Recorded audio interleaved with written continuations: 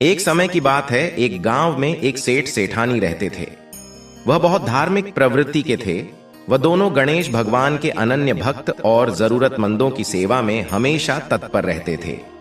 उनका बहुत बद्धा परिवार था, परंतु उनके कोई संतान न थी। सारा परिवार उनसे बहुत प्यार करता था, पर कभी कभी कानाफूसी भी करते रहते थे कि सेठानी बांझ है। इस बात से दोनों बहुत दुखी रहते थे।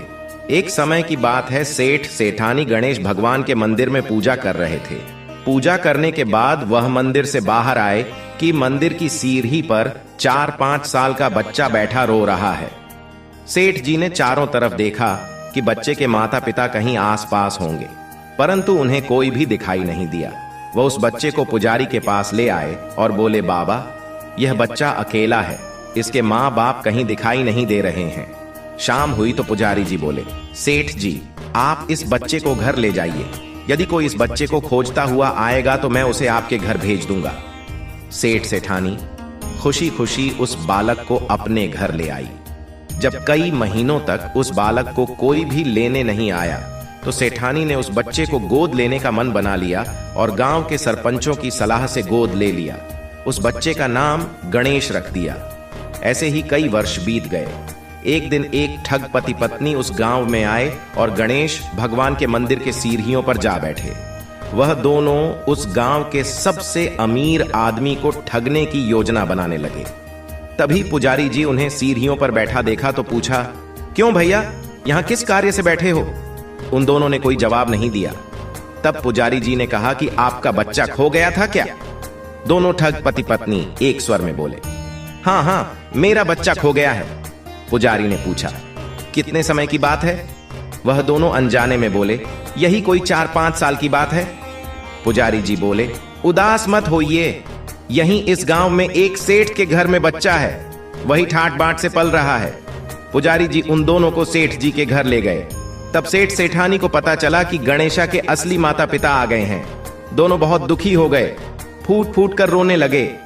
किसी तरह अपने को संभालते हुए सेठ जी बोले, ठीक है, अभी तो बहुत रात हो गई है, कल सुबह होते ही गणेशा को ले जाना। ठगपति पत्नी तो यही चाहते थे। सेठ ने उन दोनों को अतिथि गृह में ठहरा दिया।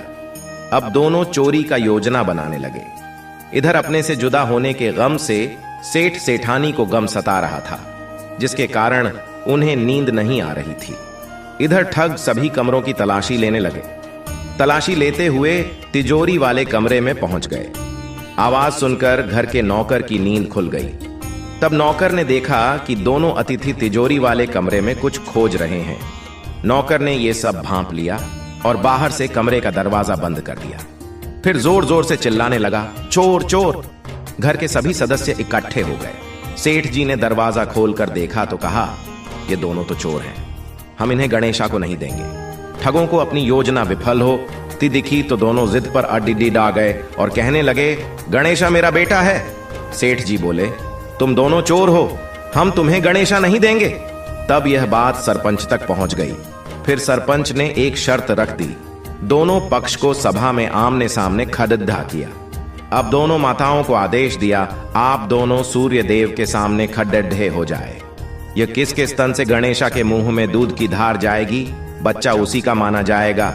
तब गणेश भगवान की कृपा से सेठानी के स्तन से गणेशा के मुंह में दूध की धार जाने लगी। इस तरह गणेश भगवान की कृपा से गणेशा सेठानी को वापस प्राप्त हो गया। हे गणेश जी महाराज, जैसे आपने सेठानी का गोद भरी, वैसे ही अपने सभी भक्तों पर अपनी कृपा बनाए रखना। कहानी अधूरी हो तो पूरी करना, पूरी हो तो मान रखना, सबके व्रत को पूर्ण करना।